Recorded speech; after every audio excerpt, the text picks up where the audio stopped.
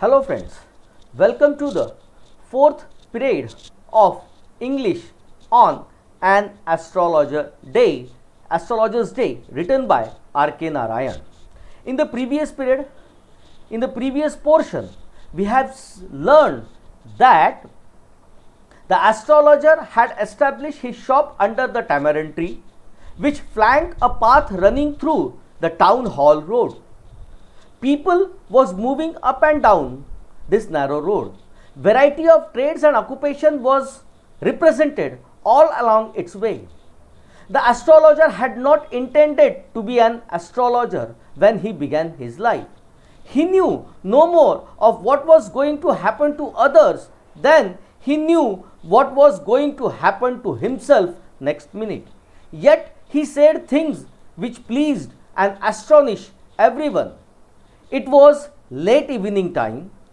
The nut vendor blew out his flare and rose to go home. It signals the astrologer to bundle up. At that time, a stranger appeared there. The astrologer thought that he might be a possible client. Asked him to sit down. Several arguments were passed between them. The stranger challenged the astrologer to answer his questions.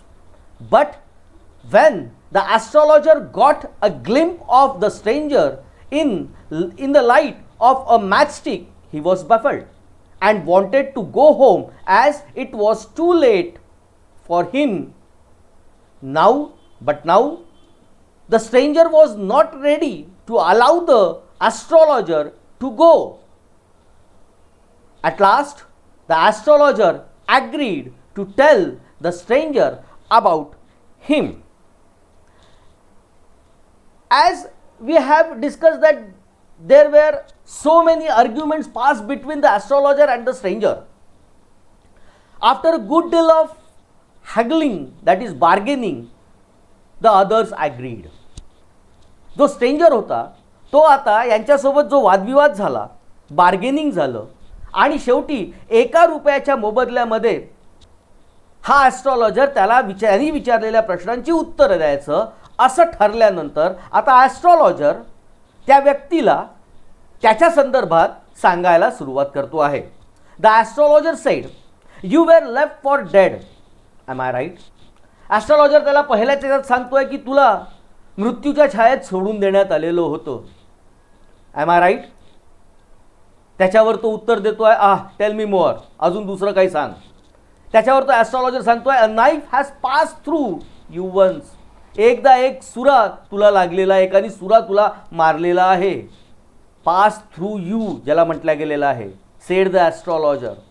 त्याच्यावर तो समोरचा व्यक्ती म्हणतोय, good fellow, ही bard म्हणजे या ठिकाणी आपल्याला पाहिजे अनक्लॉथ हिज चेस्ट. आपला चेस्टवरचा छातीवरचा कपडा काढून साईडला करून टू शो द स्कार. त्याला लागलेली जो चाकूची खूण होती ती खूण त्यांनी त्याला दाखवली आणि समोर म्हटलं व्हॉट एल्स, याच्यानंतर अजून काय. तर आता अजून आपला ॲस्ट्रॉलॉजर त्याला सांगतो आहे की and then you were push into a well nearby in the field, you were left for dead. तुला ढकलून देण्यात आलं होतं. कुठे? तर एका विहिरीमध्ये, एका शेतामध्ये जी विहीर होती त्या विहिरीमध्ये तुला ढकलून देण्यात आलं होतं आणि you were left for dead, किंवा मृत्यू तुला येऊन केव्हा घेऊन जाईल, यमदूत तुला येऊन घेऊन जाईल, याकरता त्या अवस्थेमध्ये, जखमी अवस्थेमध्ये तुला त्या विहिरीमध्ये ढकलून देण्यात आलं होतं. त्याच्यावर आता तो स्ट्रेंजर म्हणतोय, I should have been dead if some passer by had not chance to peep into the well. तो म्हणतोय की एक जो पासर बाय म्हणजे तिथून जाणं येणं करणारा एखादा व्यक्ती, त्यांनी चान्स घेतला to peep into the वेल. विहिरीमध्ये टू पिप म्हणजे पाहणे, एक कटाक्ष टाकणे, असं म्हणून त्यांनी त्या विहिरीकडे पाहिलं आणि त्याला मी तिथे दिसलो. Exclaim the other. समोरचा व्यक्ती उद्गारून राहिलेला आहे. ओव्हरवेल्म म्हणजे ज्याला आपण या ठिकाणी म्हणूया की ही वॉज अनकंट्रोलेबली, ज्याला आपण म्हणतो इमोशन्स, त्याचे इमोशन्स, भावना, त्याच्या भावना अनावर होऊन राहिलेल्या आहेत बाय एन्थुझियाझम, ज्याला म्हणतो आपण एक्साइटमेंट, की मी वाचलो अशा प्रकारात ही ती जी भावना होती ती तो तिथे मांडतो आहे. When shall I get at him. आता तो सरळ डायरेक्ट प्रश्न विचारतोय स्ट्रेंजर, की ज्या व्यक्तीने हे कृत्य केलं होतं, ज्या व्यक्तीने मला सुरा मारला होता, ज्या व्यक्तीने मला त्या विहिरीमध्ये मृत्यू करता झोकून देण्यात आलं होतं, टाकून देण्यात आलं होतं, त्याला मी कधी पकडील ही आस्क. क्लिंजिंग म्हणजे या ठिकाणी holding tightly, clenching his fist म्हणजे त्याचा हात त्यांनी धरत त्यांनी म्हटलं की मी त्याला केव्हा पकडू शकील. ॲस्ट्रॉलॉजर उत्तर देतो आहे, इन द नेक्स्ट वर्ल्ड म्हणजे वर आकाशात कुठेतरी दुसऱ्या जगामध्ये. ॲन्सर्ड द ॲस्ट्रॉलॉजर. दुसऱ्या जगामध्ये तो गेला, त्या जगातनं तुला त्याला भेटावं लागेल, त्याला आणावं लागेल. ही डाईड 4 months ago इन अ फार ऑफ टाऊन. इथून खूप दूरवरच्या शहरामध्ये 4 महिन्यांपूर्वी ज्या व्यक्तीने तुझ्या संदर्भात हे कृत्य केलं होतं तो 4 महिन्यांपूर्वीच मेला. अशा प्रकारातली गोष्ट तो या ठिकाणी सांगतो आहे. You will never see any more of him. याच्यानंतर तो या आयुष्यामध्ये तुला कधीही दिसणार नाही. अशा प्रकारात तो ॲस्ट्रॉलॉजर त्याला सांगून राहिलेला आहे. The other grown on hearing it. Grown ज्याला आपण म्हणूया डिस्कम्फर्ट ऑर इंडिकेट पेन. त्याला त्रास झाला, त्याला वाईट वाटलं, डिस्कम्फर्ट झाला की अरे आपल्याला त्याला पकडता नाही आलं, आधीच तो चालला गेला, याचं त्याला वाईट वाटतं हे ऐकून द ॲस्ट्रॉलॉजर प्रोसिडेड. समोर आता ॲस्ट्रॉलॉजर सांगताय, एकदम तो नाव घेतोय गुरुनायक, जे आत्तापर्यंत त्याच्या समोर जो व्यक्ती बसला होता तो होता गुरुनायक. म्हणजेच या ॲस्ट्रॉलॉजरला त्याचं नावसुद्धा माहिती आहे, हेच आपल्याला समोरच्या वाक्यातनं दिसतोय. म्हणून तो स्ट्रेंजर म्हणतोय, you know my name. The other said taken aback. थोडंसं मागे हे होत, तुला माझं नाव कसं माहीत या आविर्भावात. You know my name. As I know all other things. तो म्हणतो आहे मला अजून बाकीचं बरंच काही माहीत आहे. Guru Nayak listen carefully. आता तो त्याला जणू काही इशारा देतो आहे. Listen to me carefully to what I have to say. मला काय म्हणायचं आहे हे काळजीपूर्वक ऐक, लक्ष देऊन ऐक. अशा पद्धतीने तो या ठिकाणी त्याला सांगतो आहे.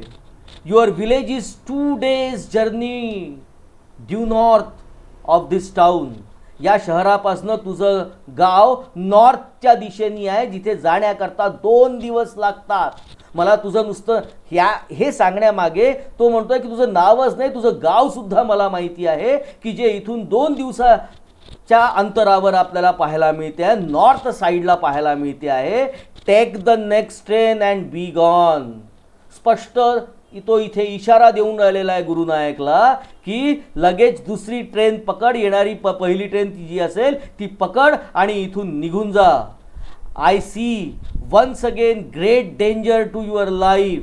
मला पुन्हा एकदा तुझ्या आयुष्याच्या संदर्भात पुन्हा एकदा धोका दिसून राहिलेला आहे, असं तो या ठिकाणी सांगतो आहे. Danger to your life if you go from home. जर तू घरातनं नंतर यापुढे बाहेर जरी निघाला तरी तुला या ठिकाणी भयंकर धोके उत्पन्न होऊ शकतात. अशा प्रकारातला त्यांनी त्याला इशारा या ठिकाणी तो देतो आहे.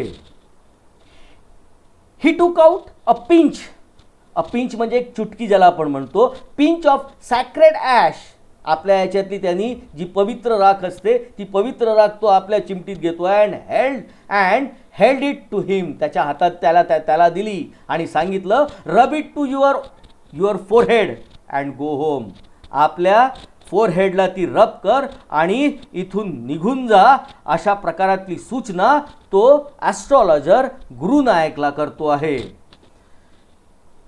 Never travel southwards again. पुन्हा एकदा आपल्या गावाच्या साऊथच्या दिशेने म्हणजे ज्या ठिकाणी हे गाव दिसते आहे त्या दिशेने याच्यानंतर प्रवास करू नको. And you will live to be 100. जर तू मी सांगतोय तसं जर केलं, ते जर ऐकलं तर तू 100 वर्ष जगशील आहेत आणि जर माझा सल्ला नाही मानला तर तुझ्यावर मृत्यूचं सावट दिसते आहे, अशा प्रकारातला इशारा हा आपला ॲस्ट्रॉलॉजर गुरुनायकला देताना आपल्याला दिसतो आहे.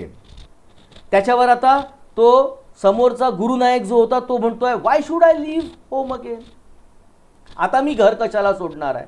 ज्या कारणाकरता मी घर सोडलं होतं, ज्या व्यक्तीच्या शोधामध्ये मी घर सोडलं होतं, तो व्यक्तीच जर राहिला नाही, की ज्या व्यक्तीने मला यमलोकास पाडण्याची तयारी केली होती, धाडण्याचा प्रयत्न केला होता, तोच जर राहिला नाही तर मी सुद्धा आता बाहेर कशाला निघू. The other said reflectively, I was only going away now and then to look for him and to choke out his life if I meet him. मी फक्त एवढ्याच करता घरातनं निघत होतो, गुरुनायक म्हणतायत, की जेणेकरून त्या व्यक्तीला, ज्या व्यक्तीने माझ्यासोबत अशा प्रकार केला होता, त्याला पकडण्याच्या हिशोबाने, त्याला पकडून त्याला धडा शिकवण्याच्या हिशोबाने मी घराच्या बाहेर निघत होतो. आता तोच जर राहिला नाही तर मी आता घरातनं कशाला निघू. ही शुक हिज हेड रिग्रेटफुली. तो आपली मान या ठिकाणी खेदानी हलवतो आहे. रिग्रेटफुली म्हणजे या ठिकाणी खेदानी तो आपली मान हलवतो आहे, जेणेकरून त्याला पकडता नाही आलं. ही दुःखद भावना ही त्याला इथे जाणवते आहे आणि म्हणून तो म्हणतो आहे की he shook his head regretfully, he has escape my hand. माझ्या हाताने निसटला. I hope at least he died as he deserve. पण गुरुनायक ॲस्ट्रॉलॉजरला म्हणतो आहे की मला अपेक्षित असलेलं मरण कदाचित त्याला प्राप्त झालेलं असावं, अशी माझी अपेक्षा आहे. ही डिझर्व, तो डिझर्व करतो हे मरण. त्याला चांगलं मरण अपेक्षित नाही. ही हॅज एस्केप माय हँड्स. माझ्या हातातून तर सुटला, पण त्याला मला अपेक्षित असलेलं त्याचं मरण त्याचं असलं पाहिजे. त्याच्यावर आपला ॲस्ट्रॉलॉजर उत्तर देतो आहे, येस सेड द ॲस्ट्रॉलॉजर. हो, तुला अपेक्षित होतं तसंच मरण त्याला आलेलं आहे. He was crush under a lorry. एका धावत्या लॉरीच्या खाली तो चिरडला गेला होता. अशा प्रकारात तुझ्या त्या व्यक्तीचा मृत्यू झाला, असा हा ॲस्ट्रॉलॉजर त्याला या ठिकाणी सांगताना आपल्याला दिसतो आहे. द अदर लुक्ड ग्रॅटिफाईड, ज्याला आपण म्हणूया प्लीज सॅटिस्फाईड. आणि हे जेव्हा तो ऐकतो आहे गुरुनायक की त्याचा अशा प्रकारे दुर्दैवी अंत झाला, ही ग्रॅटिफाईड, ही वॉज प्लीज्ड, त्याला समाधान वाटते आहे टू हिअर इट. हे ऐकल्याबरोबर की आपल्याला जो व्यक्ती आपल्याला पकडायचा होता त्याचा असा अंत झाला पाहून त्याला थोडंसं समाधान लाभते आहे. The place was deserted by the time the astrologer pick his articles and put them into his bag. रात्री उशिरापर्यंतची गोष्ट ही सगळं त्यांच्यातला हा संवाद चालू होता. द प्लेस वॉज डेझर्टेड, सगळेजण आता तिथून निघून गेले होते बाय द टाईम, त्या वेळेपर्यंत. आणि म्हणून the astrologer picked up his article and put them into his bag. आपले सगळे साहित्य, कावरी शेल्स असो, पाल्मारा रायटिंग्स असो, किंवा अजून ते square piece of cloth on mystic chart असो, ते तो आता सगळे आपल्या बॅगमध्ये भरतो आहे. द ग्रीन स्टाफ, जो लाईट त्या ठिकाणी होता, was also gone. The green shaft, जो काही लाईट तिथे हिरवत रंगाचा प्रकाश त्या ठिकाणी दाखवला गेला होता, तो सुद्धा आता समाप्त आला होता. Living the place in darkness. जणू काही अंधकाराचं साम्राज्य आता त्या ठिकाणी पसरलेलं होतं. अँड सायलेन्स, स्मशान, आणि सगळीकडे शांतता जणू काही पसरलेली होती. The stranger had gone off into the night. तो स्ट्रेंजर सुद्धा आता तिथून कुठेतरी रात्रीच्या अंधारात निघून गेला होता. After giving the astrologer a handful of coins.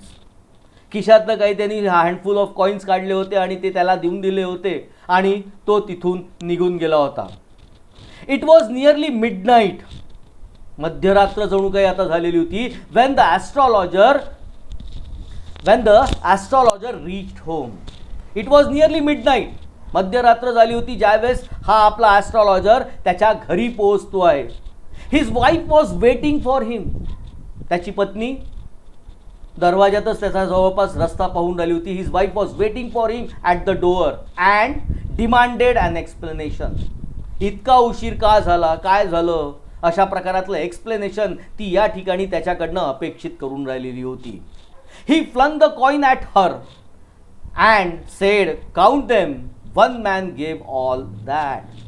त्याला आता या स्ट्रेंजरकडनं, गुरुनायककडनं मिळालेले जे कॉईन्स होते ते कॉईन्स त्यांनी हातात काय घेतले आणि तिच्या हातात दिले आणि तिला म्हटलं की काउंट दॅम, मोज किती आहे, कारण एकाच व्यक्तीने हे सगळं दिलेलं आहे. अशा प्रकारात आपल्या या ॲस्ट्रॉलॉजरनी त्याच्या पत्नीजवळ ते कॉईन्स दिले. तिने ते लगेच मोजायला सुरुवात केली आणि सांगितले 12.5 आना. मित्रो लक्षात घ्या, त्यांनी 1 रुपया कबूल केला होता, पण या ठिकाणी 12.5 आनाच ती काउंट करते आहे. आपल्याला माहिती आहे 1 रुपया होण्याकरता 16 आणे पाहिजे होते, पण त्या ठिकाणी त्याला जे प्राप्त झाले होते ते 12 म्हणजे 12, 12.5 आणेच त्याला त्या ठिकाणी प्राप्त झाले होते, जे 1 रुपयाला कमी आहेत. शी सेड काउंटिंग, मोजल्यानंतर तिने उत्तर दिलं. शी वॉज ओव्हरजॉईड, तिला अत्यंत आनंद झाला होता, कारण एवढे पैसे एकाच वेळी तिने पहिल्यांदा जणू काही पाहिलेले होते.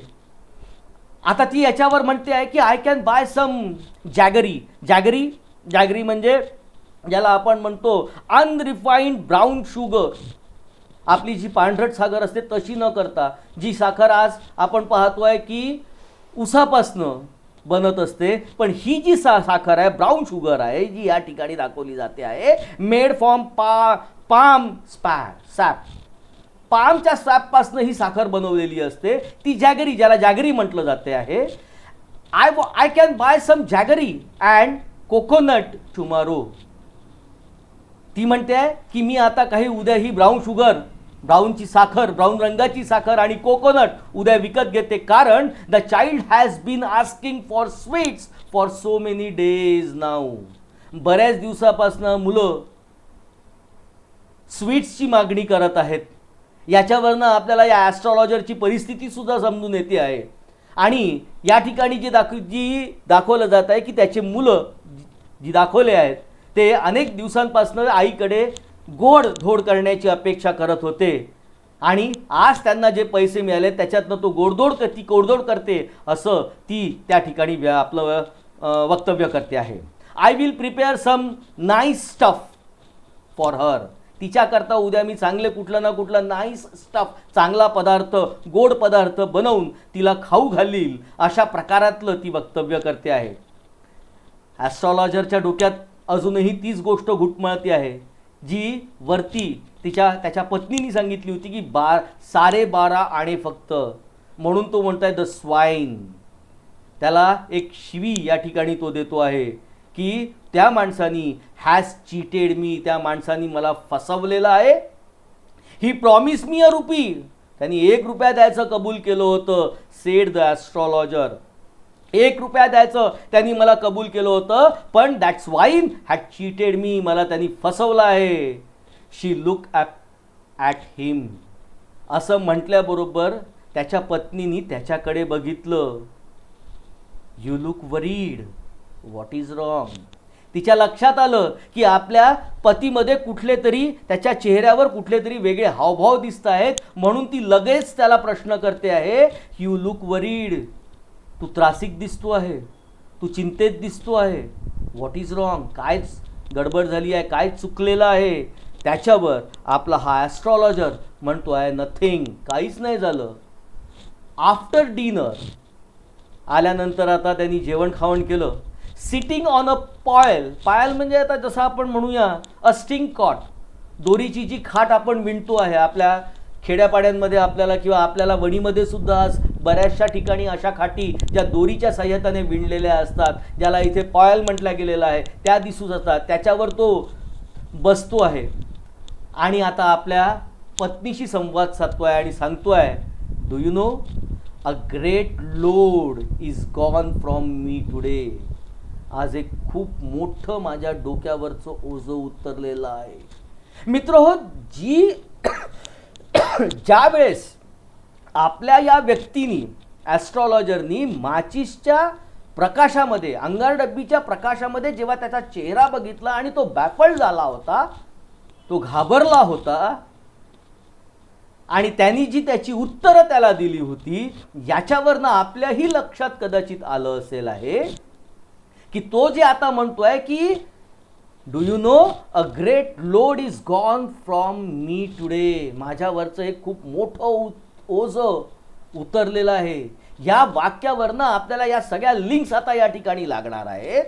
आय थॉट, तो समोर म्हणतोय, I had the blood of a man on my hand all these years, इतके वर्ष मी ते आज जे जगून राहिलेलो आहो, माझ्या आयुष्यावर मी एकाच्या मृत्यूचं ओझं घेऊन जगत होतो. पण आज तोच गुरुनायक याला या बाजारपेठेत भेटला आणि म्हणून ज्या वेळेस त्यांनी त्या अंगारडब्बीच्या प्रकाशामध्ये त्याचा चेहरा बघितला, त्यांनी ते ओळखलं आणि म्हणूनच तो स्तब्ध झाला होता आणि म्हणूनच तो तिथून निघून जाण्याच्या तयारीत होता. पण गुरुनायकनी त्याला जाऊ दिलं नाही आणि सगळं काही त्यांनी जे सांगितलं, अर्थात हाच तो व्यक्ती, ज्या व्यक्तीनी, हाच तो ॲस्ट्रॉलॉजर ज्या व्यक्तीनी गुरुनायकचा खून करण्याचा, त्याला मारण्याचा प्रयत्न केला होता. That was the reason why I ran away from home.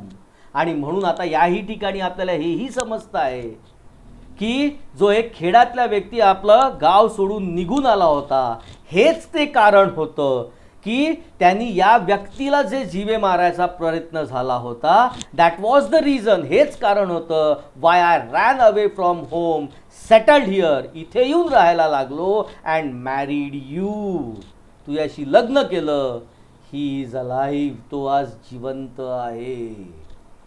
म्हणजेच आपल्या या ॲस्ट्रॉलॉजरनी गावात राहत असताना आपल्या या मित्राचा म्हणा, जे समोर आता अजून त्याच्या संदर्भात सांगितलं जाणार आहे, त्याचाच खून करण्याचा प्रयत्न केला होता आणि त्याला त्या विहिरीत ढकलून तो तिथून पळून आला होता.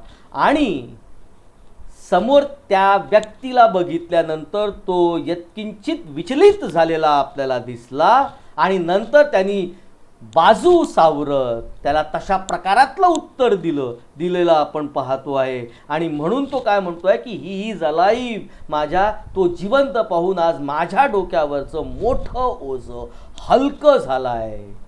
शी गॅस्प म्हणजे ब्रीद नॉइजली, तिलाही दम लागल्यासारखा दिसतोय. त्याचं सगळं ते वर्तन ऐकून तिच्याही श्वास फुललेला दिसतो आहे आणि म्हणून ती म्हणते आहे, you tried to kill him, तुम्ही त्याला मारायचा प्रयत्न केला होता. त्याच्यावर तो उत्तर देतो, yes, in our village when I was a silly youngster, मी जेव्हा एक तारुण्यात होतो, ज्यावेळेस मला जास्त काही समजत नव्हतं, मी तारुण्यात होतो, वी ड्रँक, आम्ही पिलो, गॅम्बल्ड, जुगार खेळलो, अँड क्वारल्ड बॅडली, आणि एकामेकांशी जोरात भांडलो. वन डे, त्याच दिवशीची ही घटना, पण आता तो जिवंत आहे. म्हणून तो म्हणतो आहे, Y think of it now, आता त्याचा का विचार करायचा. टाईम टू स्लीप, वेळ झालेली आहे झोपायची. ही सेड यॉर्निंग, आळस देतोय, जांभई देतोय. यॉर्निंग म्हणजे आळस, जांभई ज्याला आपण म्हणतो, जांभई देत, and stretch himself on the pyol, आणि ती जी खाट ज्याच्यावर तो बसला होता त्याच्यावर आपले पाय पसरत तो आता अंग टाकतो आहे आणि म्हणतो आहे की आता ही झोपेची वेळ झालेली आहे. आता ज्या व्यक्तीबद्दल मी इतके दिवस आपल्या डोक्यावर ओझं घेऊन जगत होतो, त्याला आज जिवंत पाहिल्याहून हलकं वाटत असावं कदाचित त्याला, आणि म्हणून तो आता झोपतो आहे. आता त्याबद्दल कशाला विचार करायचा. अशा पद्धतीची and astrologers day R.K. Narayan साहेबांनी या ठिकाणी रेखाटला आहे. अशा प्रकारातला एकंदरीत हा ॲस्ट्रॉलॉजर्स डे. आजच्या पिरियडमध्ये आपल्याला काही प्रॉब्लेम असतील, या धड्याच्या संदर्भात काही प्रॉब्लेम्स असतील, तर आपण नक्की मला माझ्या फोन नंबरवर विचारू शकता. आणि हो विद्यार्थी मित्र हो, या पुस्तकामध्ये आपल्याला शेवटी बरेचसे ब्रेनस्टॉर्मिंग ॲक्टिव्हिटीज आपल्याला दिसतील आहेत धडा संपल्यावर. त्या ॲक्टिव्हिटीजसुद्धा आपण घरी सोडवून पाहाव्यात. त्या ॲक्टिव्हिटीजच्या संदर्भात किंवा धड्याच्या संदर्भात कोणताही प्रॉब्लेम आला तर माझा नंबर आपल्या टेलिव्हिजन स्क्रीनवर फ्लॅश होतो आहे. आपल्या स्क्रीनवर माझा नंबर दिसतो आहे. त्या नंबरवर फोन करून माझ्याशी संपर्क करावा आणि आपल्या शंका कुशंकांचं निरासरण करावं. धन्यवाद.